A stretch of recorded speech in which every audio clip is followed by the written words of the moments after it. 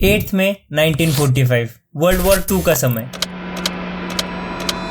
Central European time के हिसाब से रात के 10:43 जर्मनी की बची कुची आर्म फोर्स अलाइड कंट्रीज के सामने यानी कि यूके, यूएस और यूएसएसआर के सामने खुद को अनकंडीशनली सरेंडर कर देती है।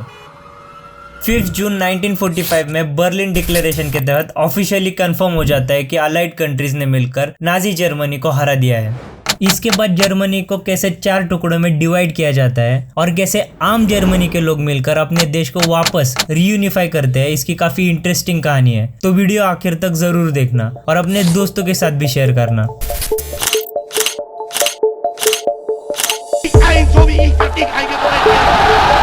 First formal surrender of German forces. 1 August 1945 Potsdam agreement के तहत जर्मनी और उसके कैपिटल बर्लिन को 4 हिस्सों में डिवाइड कर दिया जाता है। इस अग्रीमेंट में कुछ और इम्पोर्टेंट चीजें भी एड्रेस की गई है, जैसे नाज़िस का डीमिलिटराइजेशन, अलाइड कंट्रीज को जर्मनी के through war compensation, prosecution of war criminals और यूरोप के अलग अलग जगहों से जर्मन्स को अलाइड ऑक्यूपाइड जर्मनी और ऑस्ट्रिया में मूव कराना। यह अग्रीमेंट यूके, यूएस और यूएसएसआर इन 3 पावर्स में होता है। फ्रांस को इस अग्रीमेंट में भले ही इनवाइट नहीं किया जाता, फिर भी डिवाइडेड जर्मनी का कुछ हिस्सा फ्रांस के पास भी जाता है। जैसे ही वर्ल्ड वॉर 2 खत्म हुई, कोल्ड वॉर की शुरुआत हो गई और अलाइड कंट्रीज वेस्टर्न ब्लॉक और ईस्टर्न ब्लॉक में डिवाइड हो गई। वेस्टर्न ब्लॉक में सारी कैपिटलिस्ट कंट्रीज थी, वही ईस्टर्न ब्लॉक में सारी कम्युनिस्ट कंट्रीज थी, जिसके कारण 20 मार्च 1948 में यूएसएसआर ने अलाइड कंट्रोल काउंसिल से खुद को विड्रॉ कर लिया। 4 अप्रैल 1949 को नेटो की स्थापना हुई, जिसका उद्देश्य यही था कि सेंट्रल और ईस्टर्न यूरोप में वर्ल्ड वॉर 2 के बाद सोवियत यूनियन को काउंटर करना। यूके, यूएस और फ्रांस नेटो के कुछ फाउंडर मेंबर्स थे,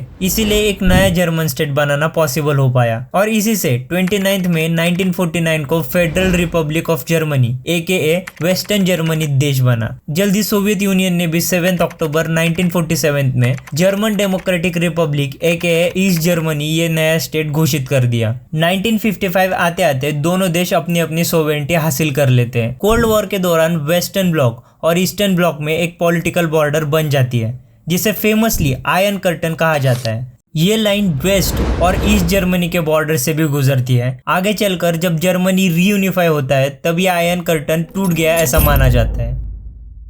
चारों ओर से ईस्ट जर्मनी से घिरी हुई जर्मनी की कैपिटल बर्लिन भी ईस्ट और वेस्ट जर्मनी में डिवाइडेड थी। जब अमेरिका, यूके और फ्रांस वेस्ट जर्मनी में बिना सोवियत को इन्फॉर्म करे करेंसी रिफॉर्म लाने की कोशिश कर रहे थे, तब इससे परेशान होकर 26 जून 1948 में सोवियत यूनियन ने वेस्ट बर्लिन का ग्राउंड एक्सेस अलाइड कंट्रीज से छीन लिया और पूरे बर्लिन पर कब्जा करने की कोशिश शुरू कर दी। पर अमेरिका और ब्रिटिश एयरफोर्स के कारण सोवियत बस 1 साल तक वेस्ट जर्मनी पर कब्जा करके रह पाता है और फिर वेस्ट बर्लिन का ग्राउंड एक्सेस सोवियत यूनियन को वापस वेस्ट जर्मनी को देना पड़ता है। इस इंसिडेंट को फेमसली बर्लिन ब्लॉकेड के नाम से भी जाना जाता है। 13 अगस्त 1961 कम्युनिस्ट ईस्ट जर्मनी बर्लिन में रातों रात बिना किसी वार्निंग के एक वॉल बना देती है, जिससे वेस्ट जर्मनी से ईस्ट बर्लिन और ईस्ट जर्मनी अलग हो जाए हमेशा हमेशा के लिए। इस वॉल की वजह से काफी फैमिलीज और एम्प्लॉइज को एक जगह से दूसरी जगह ट्रेवल करने में काफी दिक्कतें आने लगी। 9 नवंबर 1989 शाम 6 बजे गवर्नमेंट के ऑफिशियल स्पोक्स पर्सन गंतर शाबोस्की कुछ नए रेगुलेशंस को पब्लिक करने के लिए एक प्रेस कॉन्फ्रेंस बुलाते हैं। नए रेगुलेशंस बनाते वक्त शाबोस्की की कोई इन्वॉल्वमेंट नहीं होती और कॉन्फ्रेंस शुरू होने के कुछ मिनट पहले ही उन्हें नए रेगुलेशंस अनाउंस करने के लिए एक पर्ची दी जाती है, पर उन्हें कोई आइडिया नहीं होता कि ये इन्फॉर्मेशन हैंडल कैसे करनी है। नोट में मेनली 3 क्लॉजेस होती है।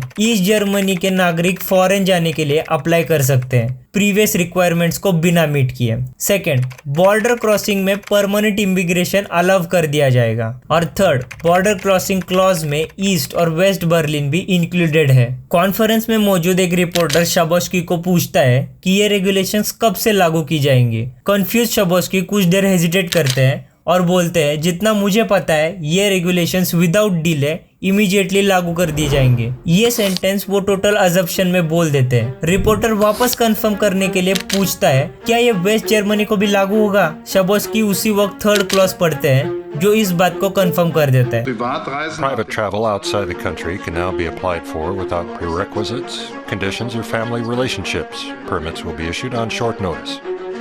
As I understand it, it goes into effect immediately, without delay. ये बात पूरे ईस्ट जर्मनी में आग की तरह फैल जाती है और बहुत सारे ईस्ट जर्मन्स 6 के 6 बॉर्डर पोस्ट पर भीड़ करते हैं। इतनी ज्यादा भीड़ को कंट्रोल ना कर पाने के कारण हैरल्ड जेगर नाम के commander without any permission border open कर देते हैं और विदाउट एनी चेकिंग बहुत सारे ईस्ट जर्मन बॉर्डर क्रॉस कर लेते हैं और बर्लिन वॉल अगले कुछ ही दिनों में लोगों के द्वारा गिरा दी जाती है। इस इंसिडेंट को famously the fall of Berlin wall से जाना जाता है। इंडिया पाकिस्तान डिवीजन के बाद जैसे सरदार वल्लभ भाई पटेल ने इंडिया को यूनाइटेड रखने में सबसे बड़ा योगदान दिया, वैसे ही जर्मनी को वापस रीयूनाइट करने में हेलमट कोल इनका सबसे बड़ा रोल रहा है। 28 नवंबर 1989 बर्लिन वॉल गिराने के बाद वेस्ट जर्मनी के चांसलर हेलमट कोल समझ जाते हैं कि यही सही समय है जर्मनी को वापस से रीयूनाइट करने का और वो काम पर लग जाते हैं। अब अगर जर्मनी को रीयूनिफाइड करना ही है तो उसे करने के लिए बहुत सारी प्रॉब्लम्स थी। जैसे पहले अलाइड कंट्रीज को कन्विंस कराना, अगर अलाइड कंट्रीज कन्विंस हो गई तो इकोनॉमिक मर्जर कराना और यूनिफाइड जर्मनी को एक सिंगल कॉन्स्टिट्यूशन के अंडर लाना। बर्लिन वॉर को गिराने के बाद एक बात तो तय थी कि ईस्ट जर्मन्स और वेस्ट जर्मन्स को यूनाइट होना है। अब बात बचती है कि वर्ल्ड वॉर 2 के अलाइड कंट्रीज को मनाना है। हेलमट कोल के सामने वही तो सबसे बड़ा प्रॉब्लम होता है, क्योंकि यूके, फ्रांस, यूएसए और यूएसएसआर के बहुत सारे सिपाही अभी भी जर्मनी के टेरिटरी में थे। यूएसए को कन्विंस कराना हेलमट कोल के लिए सबसे आसान काम रहा, क्योंकि अनलाइक ब्रिटेन, फ्रांस, यूएसए को फिजिकली जर्मनी से कोई खतरा नहीं था। इनफैक्ट यूएसए के प्रेसिडेंट रोनाल्ड रेगन ने 12 जून 1987 में अपनी स्पीच में यूएसएसआर को बर्लिन वॉल तोड़ने के लिए ऐलान किया था। यूएसए को बस एक ही बात इंश्योर करनी थी कि यूनाइटेड जर्मनी नेटो का पार्ट बना रहे, क्योंकि अगर जर्मनी न्यूट्रल रहा तो यूरोप में टेंशंस बढ़ेंगे। यूएसए का हेलमट कोल को सपोर्ट करने का एक और रीजन था कि चांसलर कोल यूएसए के सपोर्टर थे और उनके अलावा जो लीडर थे वो यूएसए के क्रिटिक थे।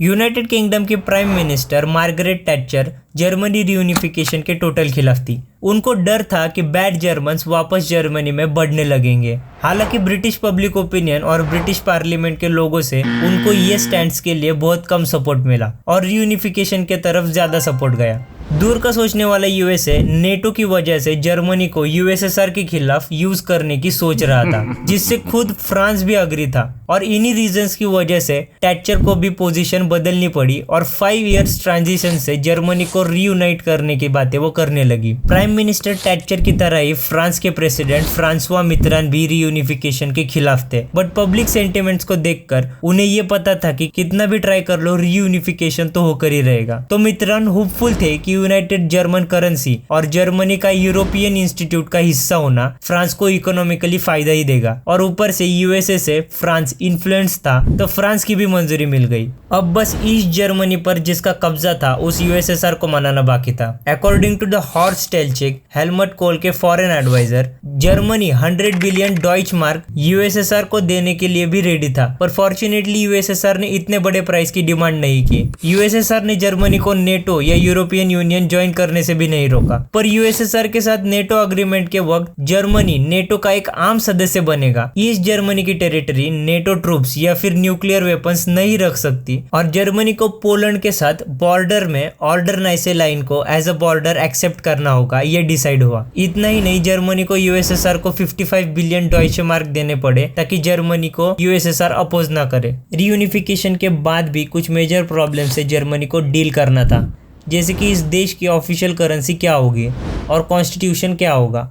रीयूनिफिकेशन जब फाइनली डिसाइड हुआ उसके बाद इमीडिएटली इन बातों पर डिस्कशन होना चालू हो गया। 18 मई 1990 को ईस्ट और West Germany monetary treaty sign करते हैं और 1 जुलाई 1990 से वेस्ट जर्मनी का डॉइचे मार्क जर्मनी की ऑफिशियल करेंसी बन जाता है, बिकॉज ईस्ट जर्मनी में उसकी काफी इज्जत होती है और उसे काफी स्टेबल करेंसी माना जाता है। जब कॉन्स्टिट्यूशनल मर्जर की बात आती है तब जब तक पूरे देश का एक नया कॉन्स्टिट्यूशन नहीं बन जाता तब तक वेस्ट जर्मनी का कॉन्स्टिट्यूशन ही लागू कर दिया जाता है। पर नया कॉन्स्टिट्यूशन बनाने में काफ़ी नई प्रॉब्लम्स आती। So after some days East Germany vote करती है और खुद को वेस्ट जर्मनी में डिसॉल्व कर लेती है। सो देखा जाए तो वेस्ट जर्मनी और ईस्ट जर्मनी को मिलकर कोई थर्ड स्टेट नहीं बना, बल्कि वेस्ट जर्मनी में ही ईस्ट जर्मनी को डिसॉल्व करके हो सकने वाले और बहुत सारे कॉन्फ्लिक्ट्स को रफा दफा कर दिया गया। एंड फाइनली 15 मार्च 1991 को जर्मनी ऑफिशियली बिना किसी फॉरेन इन्फ्लुएंस के एक यूनाइटेड सोवेरेन स्टेट बन जाता है।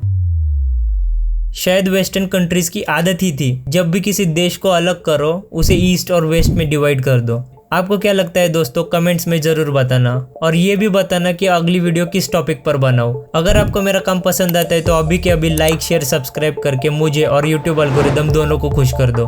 मैं आपको अगली वीडियो में मिलता हूँ, तब तक के लिए बाय बाय।